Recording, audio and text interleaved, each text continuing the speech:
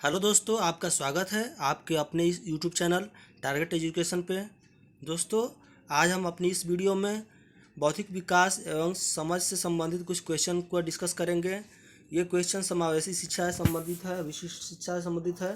तो चलिए देखते हैं वो कौन से क्वेश्चन आते हैं। ऐसे क्वेश्चन अक्सर एग्ज़ाम में पूछ देता है, चाहे कोई भी एग्ज़ाम हो, टेट, सुपर टेट या बीएड बीटीसी के एंट्रेंस एग्ज़ाम हो या डीएलएड के, या फिर कोई भी टीचर संबंधित पात्रता संबंधित एग्ज़ाम हो, ऐसे एग्ज़ाम में पूछ देता है।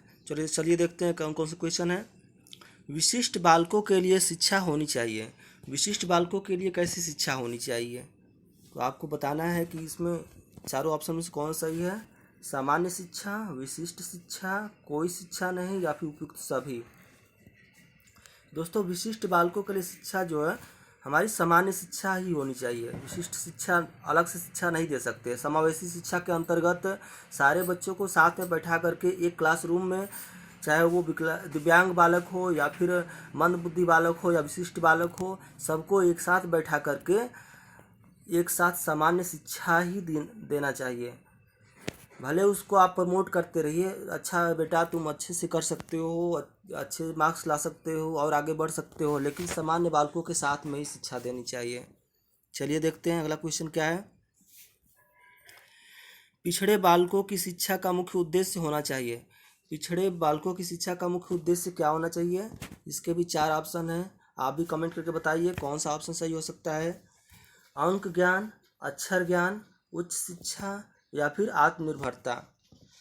तो दोस्तों, इसमें पिछड़े बालकों के शिक्षा का मुख्य उद्देश्य ये अंक ज्ञान तो होना ही चाहिए, अक्षर ज्ञान भी होना चाहिए।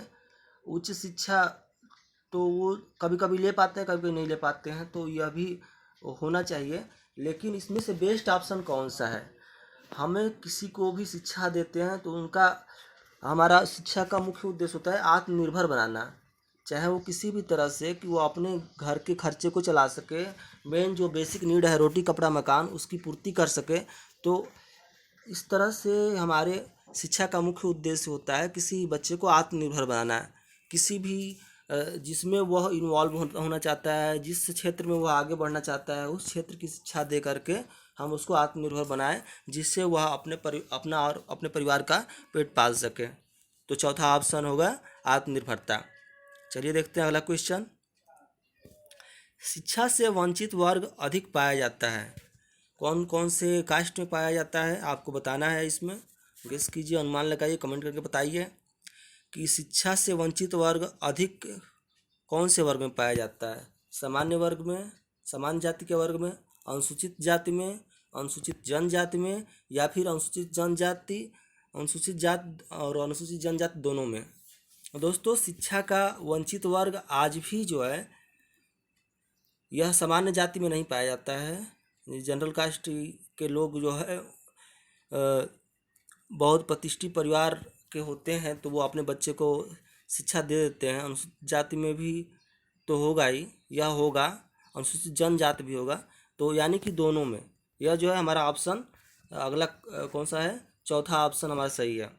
अनुसूचित जाति और अनुसूचित जनजाति दोनों में यह जो है शिक्षा से वंचित वर्ग अधिक पाए जाते हैं। तो हमारा यह ऑप्शन सही होगा, चौथा ऑप्शन। चलिए देखते हैं अगला क्वेश्चन। पिछड़े बालकों की पहचान परीक्षण है। पिछड़े बालकों की पहचान की परीक्षण किस विधि द्वारा करते हैं, तो सामान्य बुद्धि परीक्षण द्वारा, मानविक परीक्षण विधि द्वारा, नैदानिक परीक्षण विधि द्वारा, या फिर उपयुक्त सभी।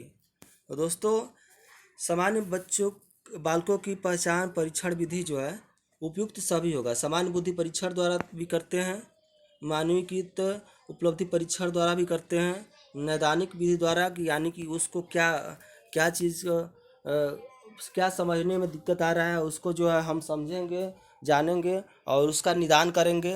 और मानविक उपलब्धि परीक्षण द्वारा, आईक्यू टेस्ट द्वारा भी कर सकते हैं, या सामान्य बुद्धि परीक्षण द्वारा भी उनका विकास कितना हुआ है, किस आधार पर। तो यानी कि इसका ऑप्शन चौथा सही होगा, उनका उपयुक्त सभी।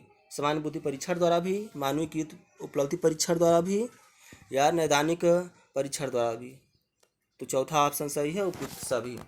चलिए देखते हैं अगला क्वेश्चन। विशिष्ट बालक निम्न में से किस बुद्धि लब्धि में आते हैं? विशिष्ट बालक किस बुद्धि लब्धि में आते हैं? बुद्धि लब्धि का सिद्धांत हर मनोवैज्ञानिकों ने अपने अपने हिसाब से दिया है। तो विशिष्ट बालक जो आते हैं इसमें जो है मंद बुद्धि बालक आते हैं। यह नहीं होगा, यह मंद बुद्धि बालक होगा। अति मंद बुद्धि में आएंगे, यह भी मंद बुद्धि में आएंगे, और यह जो है विशिष्ट बुद्धि में बालक में आएंगे। 90 से 110 बुद्धि लब्धि वाले बालक जो आते हैं, आईक्यू का फार्मूला होता है आईक्यू टेस्ट का, मानसिक आयु एक्चुअल एज, आईक्यू टेस्ट बराबर मानसिक आयु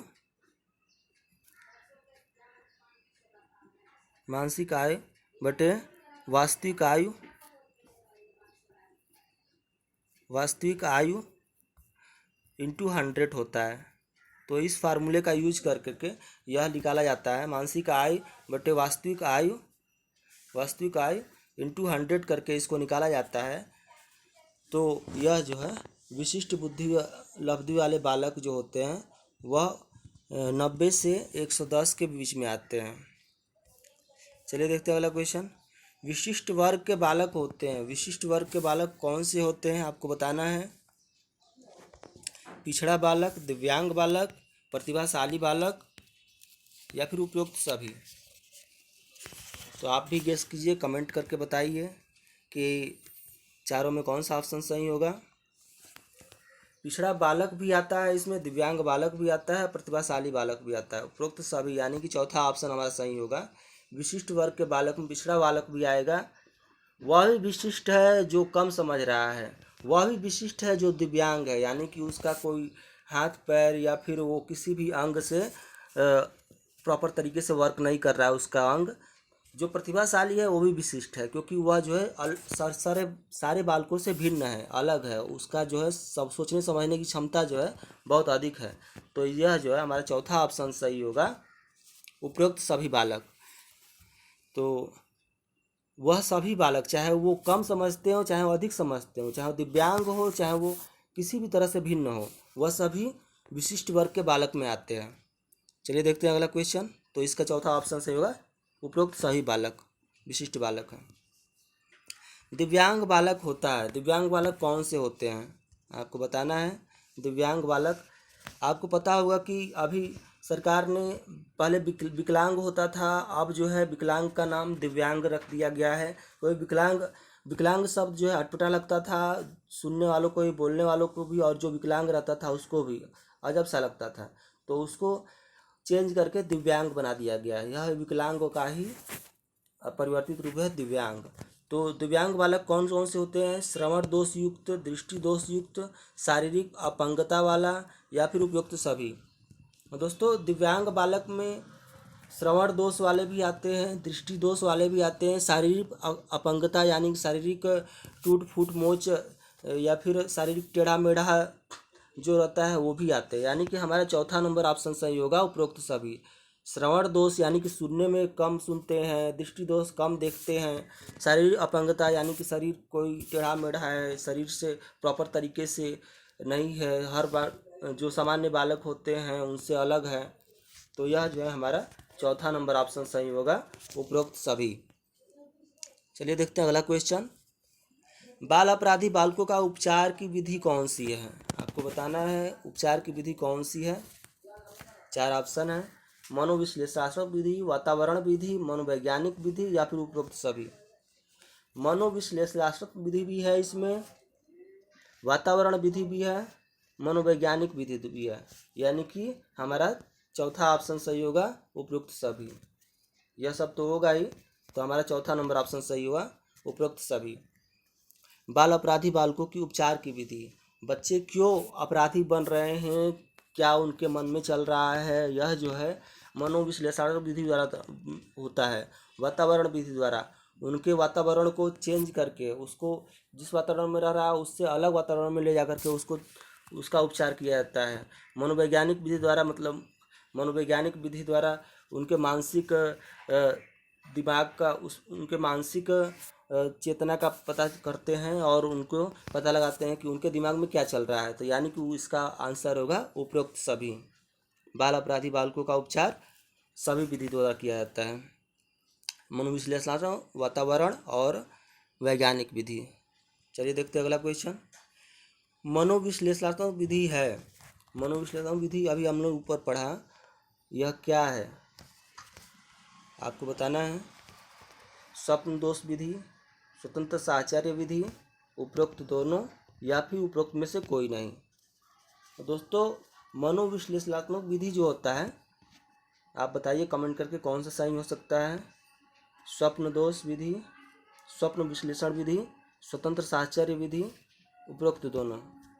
तो दोस्तों इसका सही आंसर होगा उपरोक्त दोनों।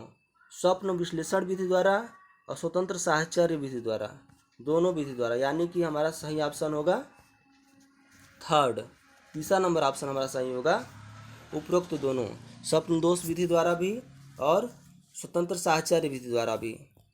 तो इसका उपरोक्त दोनों आंसर सही होगा, ऑप्शन नंबर सी। चलिए देखते हैं अगला क्वेश्चन।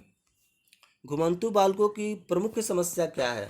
घुमंतु बालक यानी कि पहले जो बोलते हैं कि बंजारा बंजारा, बंजारे की पिक्चर भी आई हुई है, तो वह उनकी मुख्य समस्याएं क्या है। तो आपको बताना है उनकी मुख्य समस्या क्या है। 4 ऑप्शन दिया हुआ है। विद्यालय का नहीं होना, आर्थिक स्थिति ठीक नहीं होना, स्थायी रूप से न रहना, या फिर अशिक्षित अभिभावकों का होना। तो दोस्तों इसमें जो ऑप्शन दिया हुआ है वो सारे ऑप्शन सही है, लेकिन यह जो है उनका ये भी होता है विद्यालय का नहीं होना। किसी एक विद्यालय में वो नहीं पढ़ते हैं, जहाँ जाते हैं वहीं पे थोड़े दिन के लिए नाम लिखवा दिया जाता है, या फिर नहीं पढ़ते हैं, हल्का फुल्का पढ़ते हैं। आर्थिक स्थिति ठीक नहीं होती है, उनके परिवार की आर्थिक स्थिति ठीक नहीं होती है, इस वजह से वह जो है एक जगह से दूसरे जगह पे उसके माता पिता कमाने के लिए खाने के लिए जाते हैं, तो उनकी आर्थिक स्थिति ठीक नहीं होती है। ये भी होगा हमारा। अस्थायी रूप से न रहना, अस्थायी रूप से नहीं रहते हैं क्योंकि उनकी आर्थिक स्थिति सही नहीं है। आर्थिक स्थिति जब सही रहती है तो लोग एक जगह पे रह करके एक जगह पे अपना घर बना लेते हैं, वहीं पे रहते हैं, वहीं पे कमाते खाते हैं और अपने बच्चों को वहीं पढ़ाते हैं। तो वह यह भी ऑप्शन सही है। अशिक्षित बालकों का, अशिक्षित अभिभावकों का होना। अब अशिक्षित अभिभावक भी होते हैं, उनके जो अभिभावक होते हैं अशिक्षित होते हैं और शिक्षा का महत्व तो नहीं समझते हैं। तो ये चारों ऑप्शन सही हैं, लेकिन हमको इसमें से बेस्ट ऑप्शन कौन सा है यह बताना है।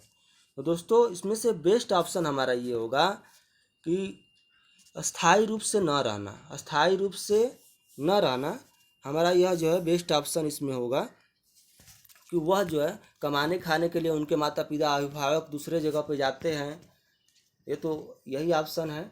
तो अस्थायी रूप से न रहना हमारा बेस्ट ऑप्शन होगा यह। तो सही ऑप्शन होगा सी, अस्थायी रूप से न रहना। वो कमाने खाने के लिए एक शहर से दूसरे शहर में, एक जगह से दूसरे जगह में घूमते रहते हैं, तो अस्थायी रूप से एक जगह पे न रह पाते हैं। इस वजह से उनके बालकों की, घुमंती बालकों की प्रमुख समस्या जो होती है अस्थायी रूप से एक जगह पे न रहना। दोस्तों मेरे इसी प्रकार के वीडियो को देखने के लिए मेरे चैनल को लाइक कीजिए, सब्सक्राइब कीजिए, अपने दोस्तों में शेयर कीजिए। जो भी लोग टेट, सुपर टेट, रीट या फिर किसी भी टीचर संबंधित एग्जाम की तैयारी कर रहे हैं, उनके लिए मेरा यह वीडियो, इस प्रकार का वीडियो मैं डालता रहता हूँ, अपलोड करता रहता हूँ। तो ये सब वीडियो आप लोग के लिए बहुत बेनिफिशियल होने वाला है। तो मेरे चैनल को लाइक कीजिए, सब्सक्राइब कीजिए, दोस्तों में शेयर कीजिए, बेल आइकन को दबा दीजिए, जिससे जब भी मैं अपलोड करूँ नया वीडियो उसका नोटिफिकेशन सबसे पहले आपके पास जाए।